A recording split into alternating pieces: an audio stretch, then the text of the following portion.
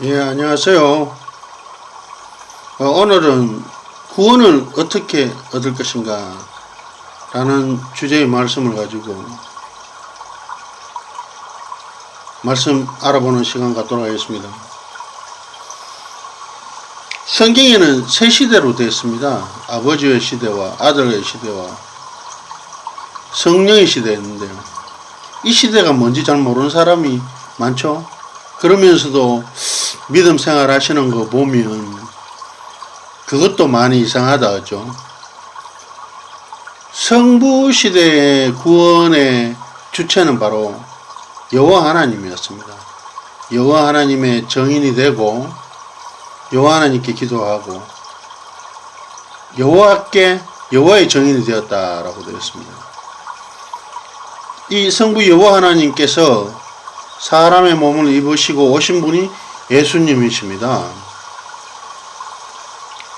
예수님께서 오셔서 침례 받으시고 성령이 비둘기같이 임재하시고 너희는 이제 내 이름으로 기도하라. 너희는 어찌 나를 주라 하면서 내가 시키는 대로 하지 않느냐, 이런 말씀도 주셨는데, 예수님 시대에서 왔을 때는 사도들과 예수님 믿는 분들이 뭘 했냐면 예수님은 그리스도라는 것을 증거하셨거든요.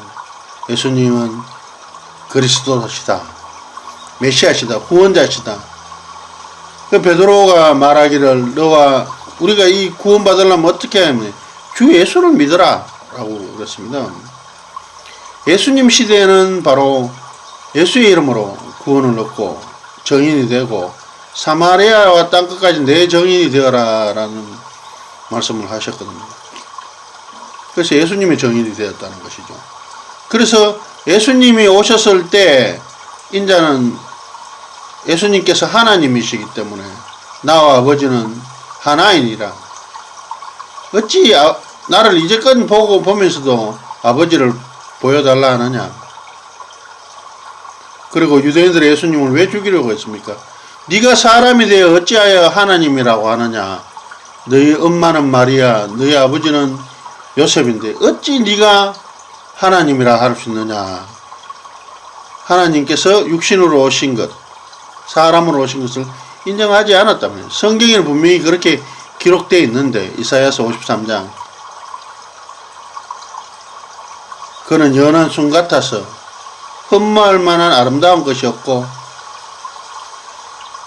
우리 대신 찔림을 입고 결국은 아리마대 부자 요셉의 묘실에 안치될 것까지 성경에는 예언되어 있습니다.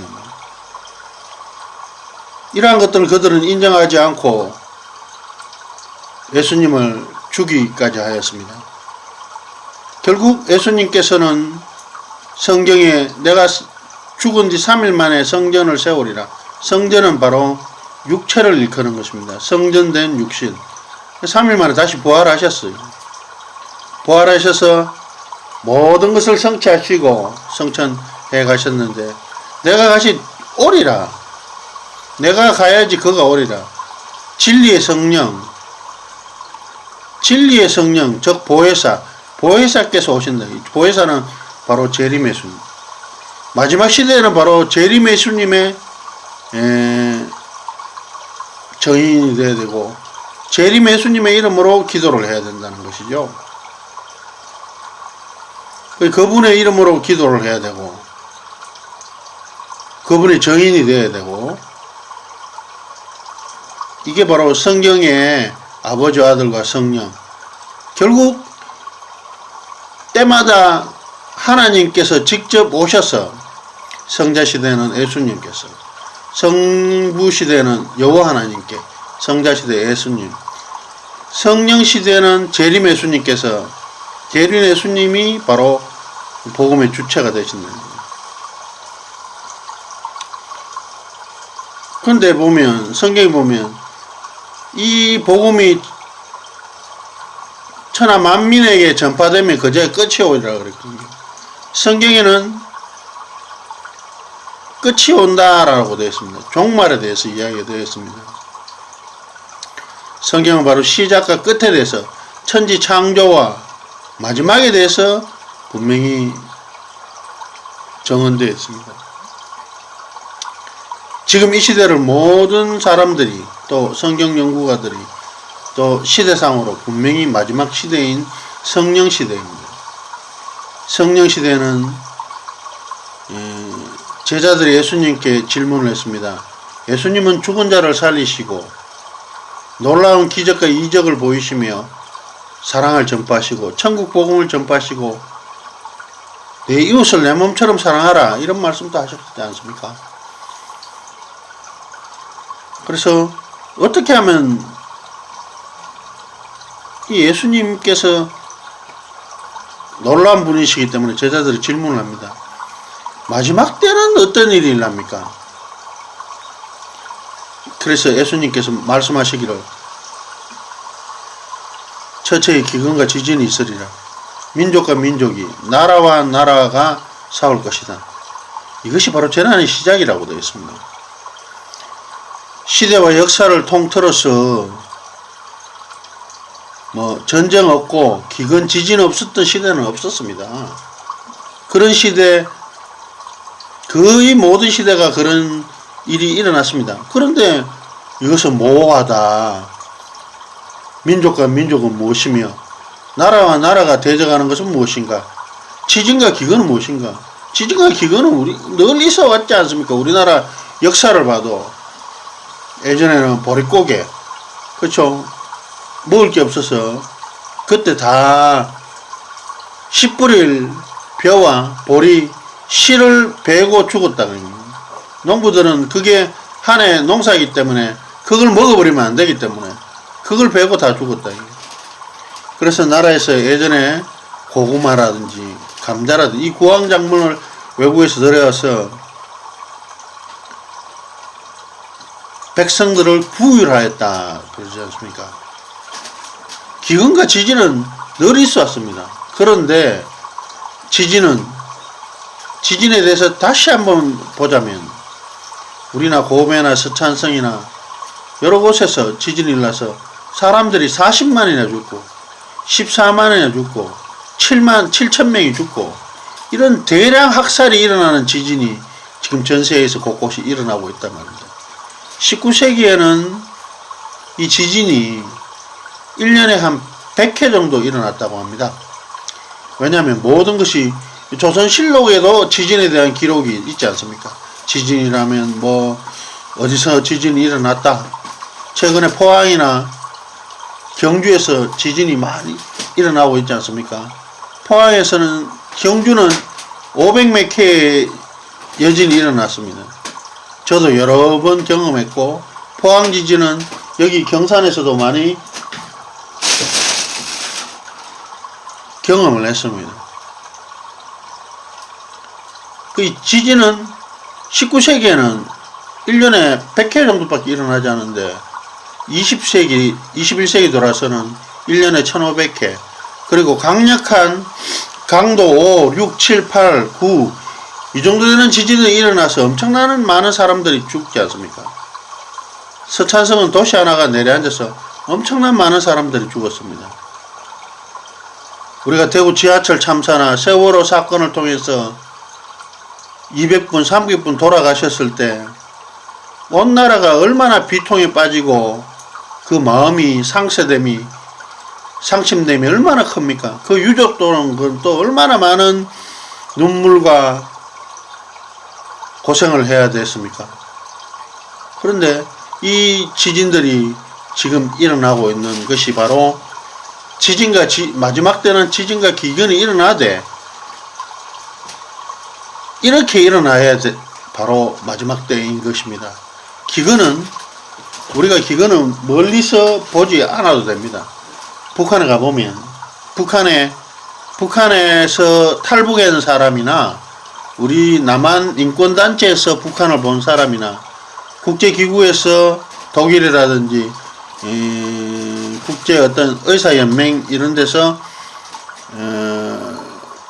찾아본 북한을 보면 엄청나게 많이 죽었답니다. 한 10년 동안 굶어 죽은 사람이 300만입니다. 바로 기근의 현장이 저 멀리 아프리카가 아니라 바로 북한만 봐도 엄청나게 강에는 사람 시체가 너저분하게 널려 있다고 합니다. 그만큼 많은 사람이 굶어 죽었다는 거죠. 아프리카도 엄청나게 많이 죽습니다. 거기는 보면 뭐 1분에 뭐 60명 이런 개념으로 죽고 있습니다. 민족과 민족이 동티모르 스티모르 사태에서 서로가 서로를 살육을 하는데 총이 아닌 칼로서 100만이 살육당했습니다. 100만. 여러분 100만이라는 숫자 아시죠? 100만. 100만의 사람들이 서로가 갈등 때문에 민족 분규 때문에 서로가 정해서 죽이게 됩니다. 우리가 지금 현재 남북 관계도 민족과 민족이 대결 상황이 아닙니까? 그죠? 세르비아, 체첸, 밀로세비치가 약 5천여 명의 세르비아계 난민들을 화학전으로 죽여서 국제법정에서 사형당했지 않습니까? 각종 범아랍권과 서방세계의 갈등이라든지 베트남이라든지 전 세계에서 민족과 민족이 갈등이 대대적으로 일어나고 대대적으로 그 갈등으로 해서 많은 사람이 죽는 현장이 바로 금세기, 지금 20세기, 21세기에 와 있다는 것입니다. 그리고 나라와 나라가 대적하지 않은 적이 없어요. 뭐 징기스칸이 쳐들어왔건 12세기에 징기스칸이 쳐들어왔건 알렉산더, 나폴레옹, 스페인 대함대, 영국의 대영 제국 전쟁이 일어나지 않았던 시대가 없습니다. 그러나 이 금세기에는 20세기에는 세계대전이 2번 있었습니다.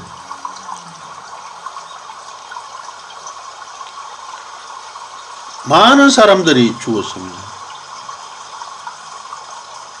스탈린이 집권해서 공산주의 숙청을 위해서 약 5천만 명이 사륙당했다고 합니다.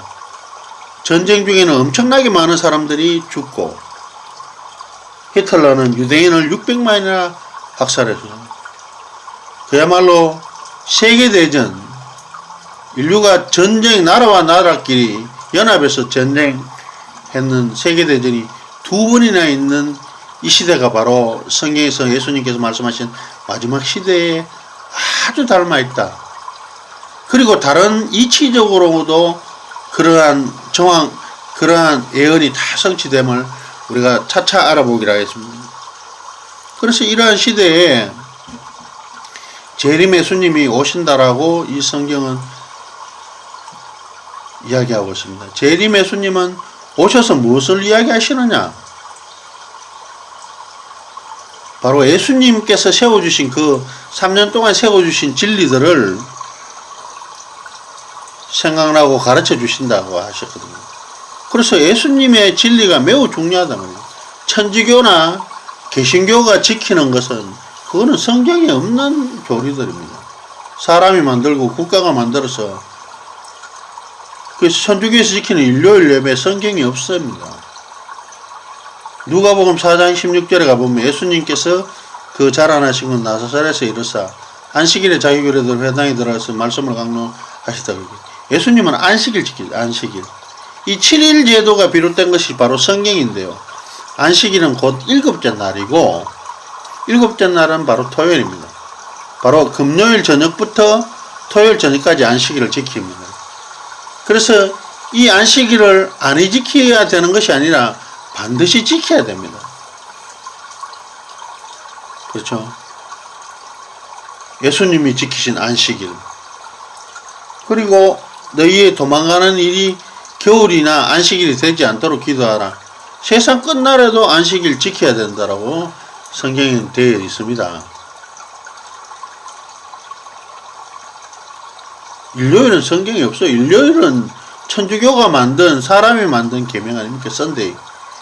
마가복음 7장 7절에 가보시면 너희가 사람의 계명으로 나를 가르치니 나를 경배하니 나를 헛되이 경배한다 그랬거든요.